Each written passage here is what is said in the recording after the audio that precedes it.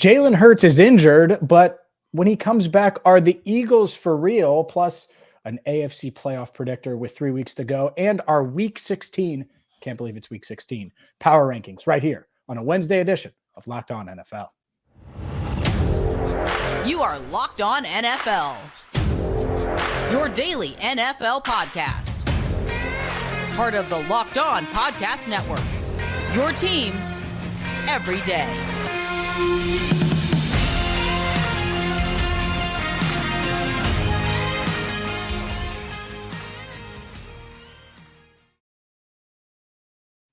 Hi again, everyone, and welcome in to Locked On NFL. He's Tony Wiggins. I'm James Rapien. Thank you so much for making us your first listen. Plenty to get to today. Today's episode brought to you by Ultimate Football GM. To download the game, just visit ultimate-gm.com or look it up in app stores. Our listeners get a 100% free boost when their franchise with their franchise using promo code Locked On, all caps Locked On, in the game store. And I've downloaded Ultimate GM, certainly enjoying that. Let's dive in, Tony. And by the way, make sure you subscribe on YouTube, follow wherever you get your podcasts. And man, oh man, I can't lie to you. When I saw the Jalen Hurts news earlier this week, I selfishly, very, very selfishly, thought about my fantasy football team because Jalen Hurts, MVP, putting his team on his back, putting my team on his back, putting the Eagles on his back. This dude was rolling and he was carrying me. And now, well, I'm not going to have him for a couple of weeks. So selfishly, that was my first thought. You know what? I'm going to agree with you. I selfishly thought about it because on one team I have A.J. Brown with the hope that also his teammate Goddard was going to come off of IR this week. And he did, by the way. Right. The other thing is, in my other league, where I'm in the semifinals as well, I actually have Devontae Smith. So here's the thing, though. In both leagues, I was playing against Jalen Hurts. So it was going to be like, I'm thinking like, okay, one of these games I'm going to win and one of them I'm not because somebody's going to get off and the other person isn't. But now, you know, I thought I had him cuffed. Like every time he scored points, I would score points too. But if he's not there, it does. And we look at us doing fantasy football, but it does at this point during playoff time. It hurts people because, no pun intended, it hurts people because you don't know should you play guys or should you sit them because you don't know what you're getting in Gardner Minshew. It's wild, man. Fantasy football people are going crazy about this. Yeah, I mean it's huge, and that's not our first topic here, but. Certainly that's where my mind went. But then it goes to, all right, will Jalen Hurts still win MVP? Because I think he was the front runner. Right. Whether or not the odds say that or not, I just think he was best player on the best team. That's usually what happens. And so now it's this weird in between where I'm not sure if he's going to win MVP, and we can leave that debate for another day. But the Eagles probably going to have Gardner Minshew this week, next week. Makes sense. Make sure Jalen Hurts is right for the playoffs. Are they for real? Do you believe in them? Do you think they're going to come out of the NFC? Because when you do what they've done and you dominate like they've done and you have one loss going into week 16, it's hard to go against them. And yet we've seen this in the past. We've seen teams like this with one loss this late in the season flame out late, whether it's because of injury or otherwise. So let me ask you, Tony Wiggins, do you believe in the Eagles? Are the Eagles for real? Do you think they're going to come out of the NFC, overcome this late season injury to Jalen Hurts and make a run to Super Bowl 57? I do believe in the Eagles. I think they're for real, but I do think there's a monster out there that is a matchup nightmare for them. And that's the San Francisco 49ers. And the reason why is because the 49ers are the one team that can afford to do the thing that we saw the Eagles struggle against, and that is be patient and run the football. Most teams can't do that because the Eagles score so many points they can't keep up. Well, the 49ers have great defense. So it ain't like you're going to go into San Francisco and pump 35 out. That ain't going to happen. And we saw even the Rams struggle with them last year. And we saw Aaron Rodgers only get 10 points in a playoff game against them. They are so good defensively that it allows them offensively to be patient and maybe even have an opportunity to do the one thing that Philly has shown they have an Achilles heel with, and that is if somebody's willing to sit there and pound the ball 40 times down their throat. So now, to Philly's credit, shout out to Lou DiBiase also, to Philly's credit of Locked On Eagles, but to Philly's credit, after the Washington game, they did something about it. They went and got about 700 pounds of beef. Like that, overnight. And it seemed like they at halftime they called him. We sending a jet to you and Ndamukong Suh, and we sending a jet to you, Linval Joseph. And it's like instantly they had 700 pounds of prime Wagyu ready to sit right in the middle of that defensive line. And the results look like they're panning out. Now, when they do that, I think they suffer a little bit on the pass rush side, where Javon Hargrove has 10 sacks and Fletcher Cox is still Fletcher Cox on the interior. I just think that it sets up so well for San Francisco, that has a rookie quarterback, that while they trust him, they don't trust him as much in the playoffs as they do a veteran, where the 49ers say, okay, you know what? If we got to win by running the football and doing play action and little Debo here, if he comes back, and some McCaffrey here and some Kittle here, but lean on our defense, we're perfectly fine in doing that. And that's the only thing that I think could get in their way of going to the Super Bowl. No doubt. No doubt. I think on paper, they're better than the Vikings. On paper, I'm taking Jalen Hurts and his weapons over Brock Purdy and their weapons. I am. Maybe that's a take. Maybe that's a hot take. That's close, though, but I get you. But it is close. And the game's going to be in Philly, by the way. So that part matters. That part matters a lot. It's hard to go against them right now. And, by now I thought the Tampa might have figured it out. Clearly they haven't. We did a show weeks ago. You thought Green Bay might figure it out. They haven't figured it out. I don't know how you could bet against the Eagles right now. And the only thing is this injury. The only thing. And Gardner Minshew, by the way, isn't chopped liver. You know him better than I do. Yeah. But, man, I think he can be okay. I think he can find ways for a couple of games he can do to get the ball to Devonta Smith and A.J. Brown and hand it off to Miles Sanders and keep that offense afloat. So if he can do that, maybe they lose one more game and end the season 15-2 and get a bye, and you look up and there you go. Jalen Hurts is back. And those legs, by the way, that's another element, man. I know people talk about it with him, but in this postseason, I'm not talking about Brock Purdy's legs. No. I'm not talking about how Kirk Cousins is going to run all over, or Brady or Rodgers or really any of these quarterbacks in the NFC. And I think that that's such a weapon, especially when you're going up against a defense like San Francisco, which is going to be really, really tough and try to contain you. He might be able to run around a bit. And if he can do that and he's fully healthy, I'm not betting against the Eagles to come out of the NFC. Big question is will a shoulder injury make him less inclined to take off and run and take those hits and even slide? Sliding hurts when you're banged up. Sliding hurts, right? Especially in the cold weather. I like the Eagles. I do think for a team at this stage with only one loss, they are about as untalked about, if that's a phrase, as any team. I mean, they're real close to being undefeated right now. You know what I mean?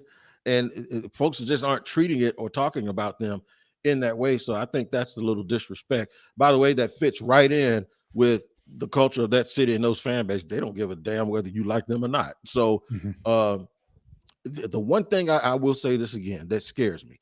Detroit scares me a little bit in this light, but Detroit isn't as good as San Francisco. The thing that scares me for Philly is somebody out there San Francisco has a little bit of kryptonite that might still be their kryptonite in Philly. And then the one advantage you do have over San Francisco is you have a quarterback who's inexperienced. It doesn't matter because of who the play caller is. And it doesn't matter because guess what? They ain't trying to throw the ball all around a lot anyway. They want to suck you in to get you into this tough man competition and then hit you with some play action and some scheme. That's what they want to do. So if there's ever been a team that missing the starter at quarterback doesn't hurt them, it's the 49ers. And I think they should be seriously confident. The cold weather in Philly won't bother them in January. You know why? Because the way they play, they don't care about no weather, man. So I'm just setting this up for those two teams at some point. I don't know at what point it'll be to be the two teams that meet up and decide who's going to the Super Bowl. Because if either one of them does, I would be confident with the NFC that we're going to have a good matchup. Because on the other side, I think it's going to be either Cincinnati or Kansas City. So. Oh, yeah. Hold up, pause.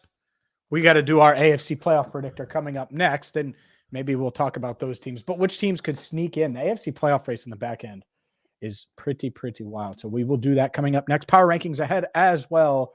But today's show brought to you by Ultimate Football GM. If you haven't checked out Ultimate Football GM, well, I have. A couple of weeks ago, I downloaded the app, got things going, and it's been a lot of fun going up against the rest of the Locked On hosts in this app. What is it? Well, if you've ever dreamed of becoming an NFL GM, which I think a lot of us have, managing your own football franchise, well, this is the game for you. You can manage every strategic aspect of your team, play through the season, lead your team to glory. You hire the right coaches, coordinators, trading players, making picks, all of the roles that a GM has. And of course, you and your friends can get in on the act like we have with the Locked On NFL team and talk a little trash to each other, all of those things. Locked On NFL listeners get a 100% free boost to their franchise when using the promo code Locked On. Make sure you use all capitals, by the way, Locked On in the game store. That's Locked On in all caps. So make sure to check it out today.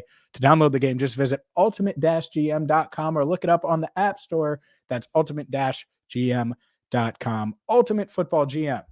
Start your dynasty today. And this episode is brought to you by Audible. Audible is releasing a slate of new football podcasts that we're sure you're going to love. That's why you'll be able to find an episode from The League available as a bonus episode on Locked On NFL. Now, I'm going to tell you who this one is. Remember this? Crabtree. Who? Crabtree. Yep, Richard Sherman. That's right. The soon-to-be Hall of Fame cornerback, longtime Seattle Seahawks and San Francisco 49ers, along with sports broadcaster and rising star Taylor Rooks, one of my favorites. The League is an 8-part docu-series about the most bizarre, inspirational, and unlikely stories connected to America's favorite sport, pro football. You won't want to miss these untold stories spanning from the 1940s through the present. Head over to Locked On NFL for a bonus episode of The League or catch the full series wherever you get your podcast. Available now. Audible. Get in the game. Let's keep things rolling. Tony Wiggins. He's Tony Wiggins. I'm James Rapien. This is Locked On NFL with, well, to me, a tight race, a playoff predictor of sorts with 3 weeks to go. And there are a lot of teams here, and honestly, a lot of bad teams. And I think that's the interesting part of the NFL this year. The back end of the AFC, there are some really high-end teams where you're like, oh, well, if they sneak in, the Patriots sneak in, no, they're not making a run. No disrespect, Patriots fans. Chargers get in.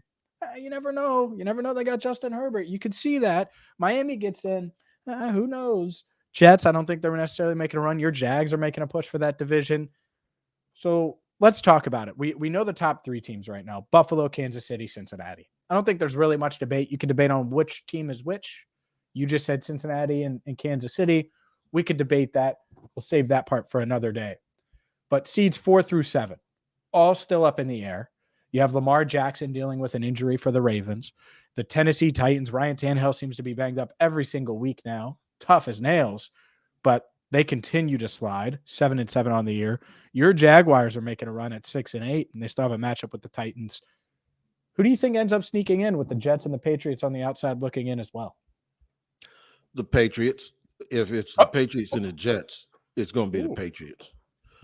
The Jets are going to lose Thursday to Jacksonville. Jacksonville's going to win the AFC South. What? I told y'all. I told anybody who would listen to me. I told you it was going to happen. I even picked them to go 9-8. I don't know if they might go 8-9, but I think they're going to beat the Titans. The Titans still play the Chargers and the Cowboys, and we're only one game back. We got the Jets, the Houston, and then we got Tennessee and the Titans. Yeah. I think that game, the last game, hopefully it gets flexed, but it'll be for the AFC South. And Jacksonville's hot, man. They're hot, and they are that team. I think the only team that's hotter is obviously it was 2. Cincinnati's hot and Detroit. But Jacksonville's also that team nobody wants to be screwing around with right now, man, because they're confident. They're never out of it. I call them the comeback cats. They've been down 17 points, 10 points. And they keep coming back winning games, and it's not against slouches. It's Baltimore, Tennessee, Dallas. Those are the teams. They beat the Raiders too. So they won 4 out of the last 5. The only team they lost to was Detroit. I think I think they're going to get in the playoffs, and they're going to be a hard problem for somebody, but I don't think they're ready to go that far. But I do tell you this. I do think Jacksonville and the Jets are the 2 teams that might sneak in on the back end. Yeah, I could certainly see that. I'm sorry, the Patriots. The Jacksonville and the Patriots is what I meant. Yeah, I know what you meant. The Jaguars. the quarterbacks, the Jets with that going back and forth, the quarterbacks, and if they don't get that other kid back, they ain't gonna make it. Well, speaking of quarterbacks, yeah, Mike White. Speaking of quarterbacks, your quarterback in Jacksonville, he's playing great, all that talk about Trevor Lawrence and that quarterback class and all of those things, man. I never really doubted it. I thought it would just take a little time, right? Your surroundings matter a ton when you're a young quarterback in the NFL. Yep. And it's working out. And that's why I agree with you. Above all else, I think when you have a quarterback like that with those physical skills and he's starting to figure it out now clearly, you really want me to bet against him? We're going up against who? The Jets and Zach Wilson? Well, it's a fun storyline. Zach Wilson always seems to make a big mistake or two. Right. And in that Jets team, they're good. I think they're really good, but the quarterback position holds them back. Could you imagine Trevor Lawrence on the Jets? No. Ooh. No, could not. I'm not trying to. No, that'd be a problem. Really? That would be a problem. And no, you're right. And I agree with you on the Jags. I disagree with you on the Patriots. I think the Jets are better. I think they're better. I think, and maybe this is a take, and I'm going to say it anyway. Given the surroundings, what does that mean? The offensive issues that Mac Jones is having, the Jets quarterback situation is better than the Patriots. I don't think Mac Jones is good right now. I don't think he's and he's a hometown kid, and I don't think he's good. Ain't right now. I don't think he's good. I think part of it's the surroundings. I do. Matt Patricia, come on, man. Yeah, that's who's calling plays. Like, think about that. Think about that. Think about how silly that sounds. It's ridiculous.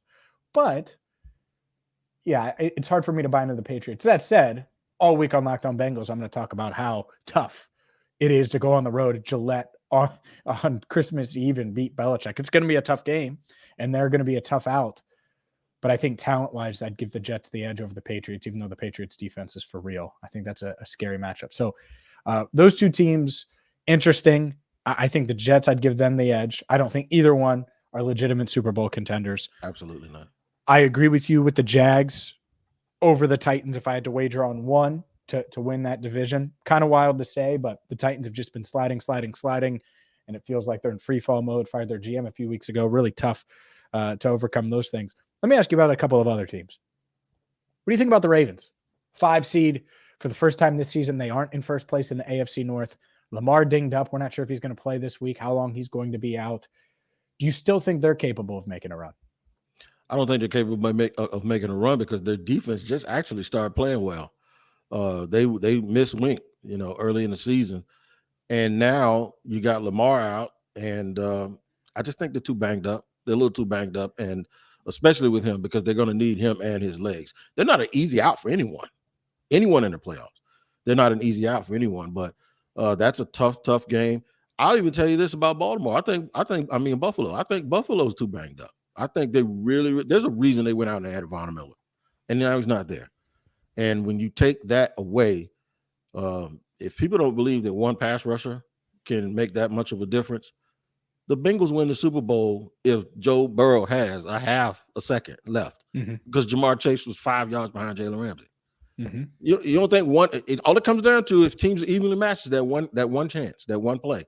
So one pass rusher does make a difference. Buffalo knows that better than anybody because of what happened to them in the playoffs last year with 13 seconds left, and they can't chase with Cheetah and then Kelsey. You can't get to Mahomes. So he was brought there for a reason, and he's not there now. So I really do think that's why I said it comes down to me to a 2-team race between those two teams I'm talking about because of the quarterbacks, the fact that they have more continuity than anybody else in terms of their roster, and they don't have a whole bunch of injuries.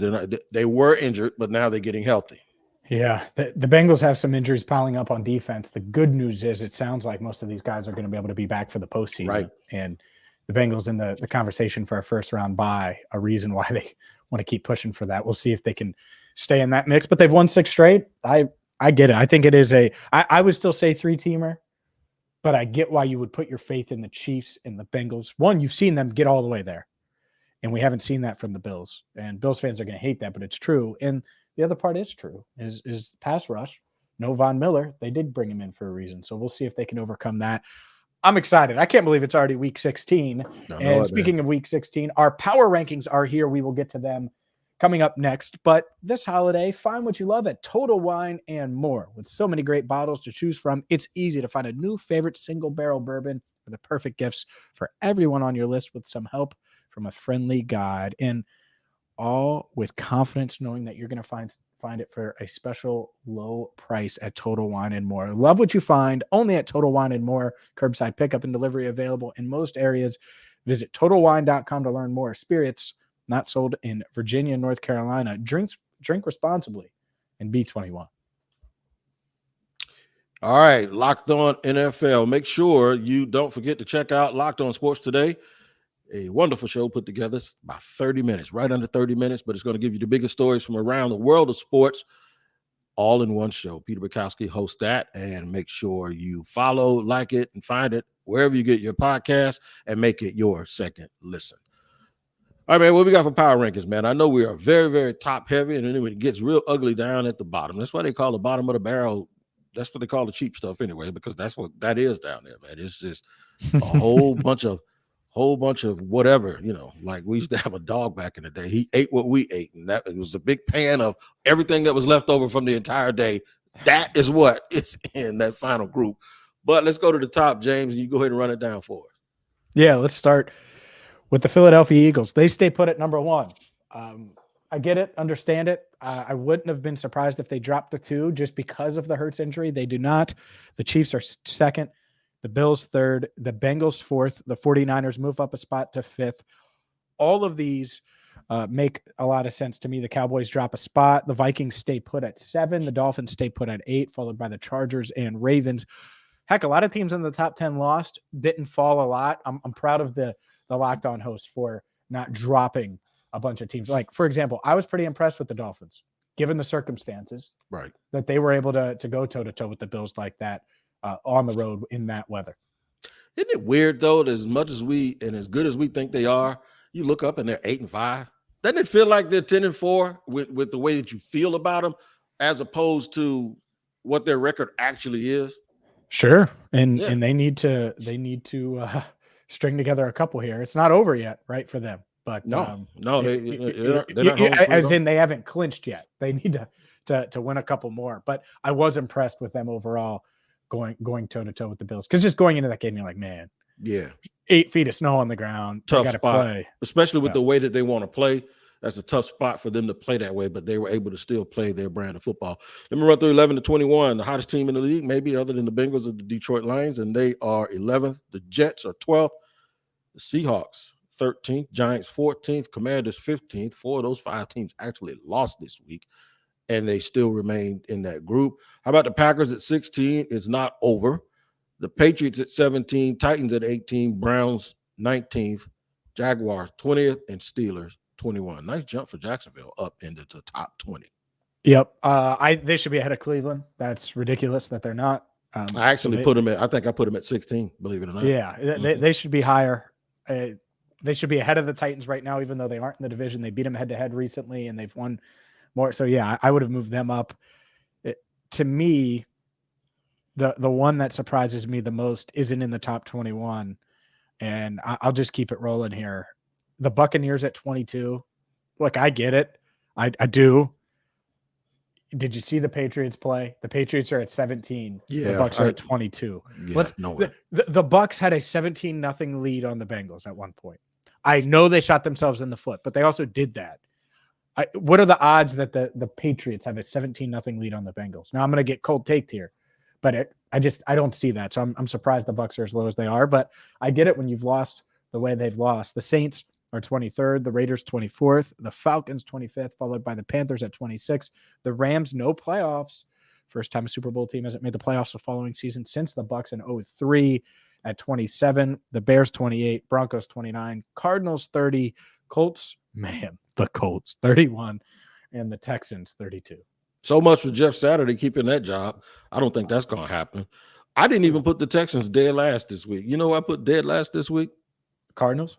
Denver. I put Broncos. Denver dead last this week. How did they move up, by the way? I have no idea. No clue. However, their offense does look better without Russell Wilson.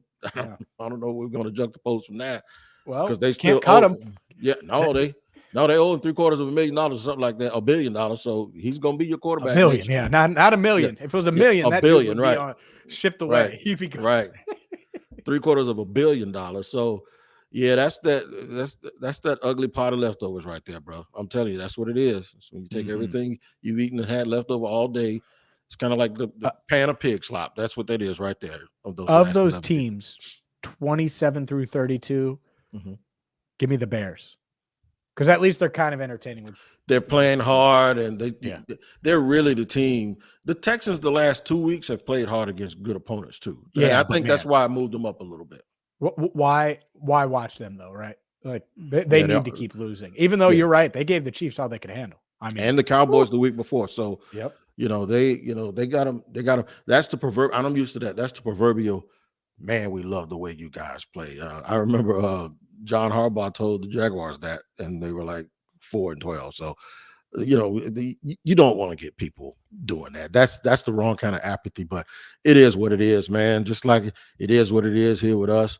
James, I usually brag about the weather. It's cold as hell in North Florida. Good.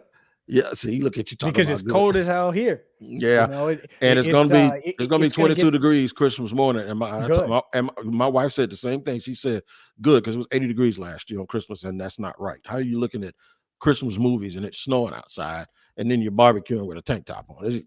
So we finally got a little bit of 4 seasons here. So it's gonna be like 7 here on Christmas morning or something crazy. So 22 is not bad. Like the Bengals go to New England on Saturday, and it's going to be like 30-something degrees there.